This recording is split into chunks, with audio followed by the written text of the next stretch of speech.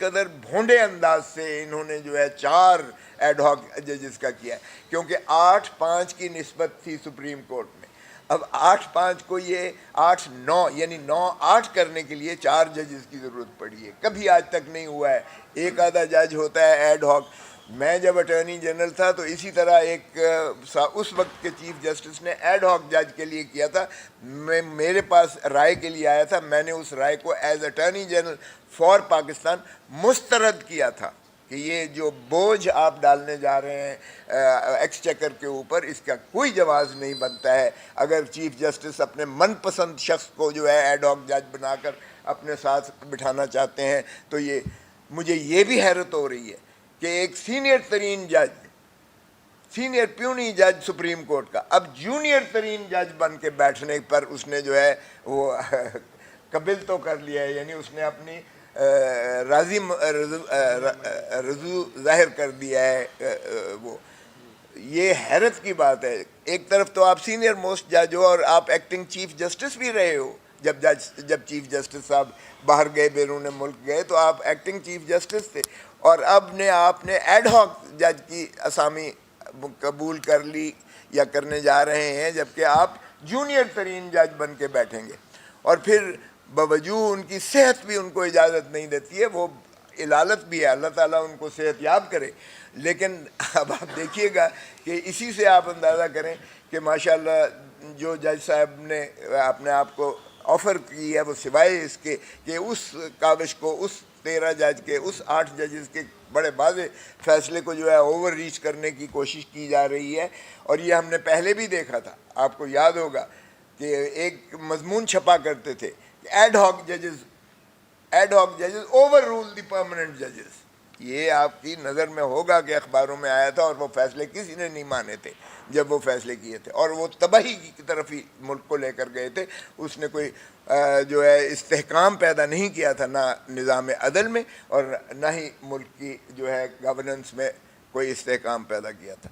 سو میرے خیال میں حکومت کو اب بوکھلاہٹ کا یہ عالم ہے کہ حکومت نے 4 وہ جو ماشاءاللہ جو عطا تارڑ صاحب ہیں، انہوں نے آ کے 1 منٹ نہیں لگایا، دوسرے ہی دن آ کر انہوں نے آ کے فرما دیا، اور دیکھیں کس کس کو سزا دے رہے ہیں۔ انہوں نے کہا کہ اوورسیز پاکستانیز کے ہم پاسپورٹ بلاک کر دیں گے اور ان کے خلاف پرچے درج کروائیں گے، عبرتناک ان کو سزائیں دیں گے۔ 1 کروڑ ہمارا پاکستانیز اوورسیز ہے، 1 کروڑ پاکستانی، اس کے ساتھ اس قسم کا جو ہمارے ریمیٹنسز بھیج کر ہماری معیشت کو چلاتا ہے، اس کو یہ دھمکی دی گئی ہے انہوں نے کہ ہم تمہارے پاسپورٹ بھی بلاک کر دیں گے اور ہم تمہاری جو ہے پرچے بھی قائم کر کے تمہیں پابند سلاسل کریں گے۔ تو یہ آپ اندازہ کریں کہ کیا یہ ملک کی دوستی ہے یا دشمنی ہے جس نے بھی کیا ہے۔ پھر وہ کہتے ہیں نظر ثانی کریں گے، کریں نظر ثانی، بھلا بالکل ویلکم، موسٹ ویلکم، آپ کا ایک آئینی حق ہے، آرٹیکل 188 میں کیجئے گا۔ وہی جج سنیں گے جن ججوں نے پہلے کیا ہے، کیونکہ یہ آرٹیکل 184(3) کا کیس نہیں ہے، یہ تو پشاور ہائی کورٹ کی ججمنٹ کے اگینسٹ آیا تھا۔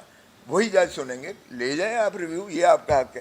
لیکن آگے ذرا دیکھیے گا، فرماتے ہیں کہ آرٹیکل 6 میں چیئرمین عمران خان صاحب کو اور علوی صاحب کو، صدر کو، اور اسد کیسر کو کریں گے۔ او بھائی کس کھاتے میں کرو گے؟ اگر اسد کیسر نہیں، وہ سوری صاحب نے، سوری صاحب نے ایک انٹرپریٹیشن کی اور جو ثابت ہوئی کہ درست ہے، اس لیے کہ سائفر کیس کو ڈویژن بینچ اسلام آباد ہائی کورٹ نے اڑا کے باہر پھینکا، اس لیے کوئی ایسا جو چیز نہیں ہے۔ اور پھر دیکھیے اس میں تھا کیا، اور ایک ڈونلڈ لو کیا کہتا ہے کہ اگر عمران خان کو عدم اعتماد کے ذریعے تم نے نکال دیا تو امریکہ تمہیں معاف کر دے گا، ورنہ اس کے نتائج آپ کو بھگتنے پڑیں گے۔ اچھا ٹھیک کرنے۔ سو اب آپ دیکھیے گا کہ اس میں کون سی ایسا غداری کا عنصر تھا۔ تو جب سپریم کورٹ نے وہ پھینک دیا تو پھر آپ کا آرٹیکل 6 بنتا ہی نہیں ہے کسی انداز سے۔ اور اسی طرح جہاں تک تعلق ہے ہماری پارٹی کو بین کرنے کا، اس سے بڑی، جس طرح حامد خان نے کہا، سب سے جو ہے بڑی جماعت اور سب سے جو ہے ہر دل عزیز جو لوگوں کی دلوں کی دھڑکن ہے، کیا آپ اس کو پاکستان کے اس سے منقطع کر سکتے ہو؟ یار بس کر دو۔ پہلے ہم نے کہا فاطمہ جناح اور پاکستان نہیں چل سکتے، شرم آنی چاہیے۔ پھر ہم نے کہا بھٹو اور پاکستان نہیں چل سکتے، شرم آنی چاہیے۔ پھر ہم نے کہا بے نظیر اور پاکستان نہیں آپس میں چل سکتے، غداری کے خطاب دیتے رہے، وہ بھی شرمانی ہے۔ پھر ہم نے کہا نواز شریف اور پاکستان نہیں چل سکتے، وہ بھی آپ نے منہ کی کھائی۔ اب آپ کہہ رہے ہو عمران خان اور پاکستان نہیں چل سکتے، تو کب تک یہ کھیل تماشا آپ جاری رکھو گے؟ تو خدا کا خوف کرو، پاکستان کو چلنے دو، پاکستان کی جمہوریت کو چلنے دو، پاکستان کے آئین کو چلنے دو۔ آج ساری وکلاء برادری اس لیے اکٹھی ہے کیونکہ یہ آئین کے اندر جو کھلواڑ ہو رہا ہے، آرٹیکل 182 کی جس طرح انہوں نے تشریح کی ہے، یہی ہے تشریح۔ کورم اگر انکمپلیٹ ہو تب آپ ایڈ ہاک عارضی طور پر لے سکتے ہو، اور باقی یوسٹم جنرس کے پرنسپل پر اسی کے ذائچے میں متصور کیے جائیں گے باقی الفاظ بھی۔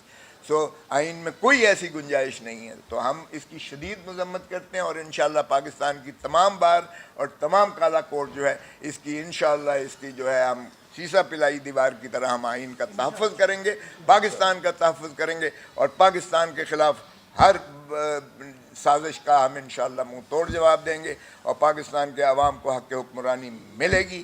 عوام کا مینڈیٹ چوری شدہ جو ہے وہ ان کو واپس لوٹانا پڑے گا، اور انشاءاللہ ہم ملک کو صحیح سمت میں چلنے کے لیے پوری جد و جہد اور کوشش کریں گے۔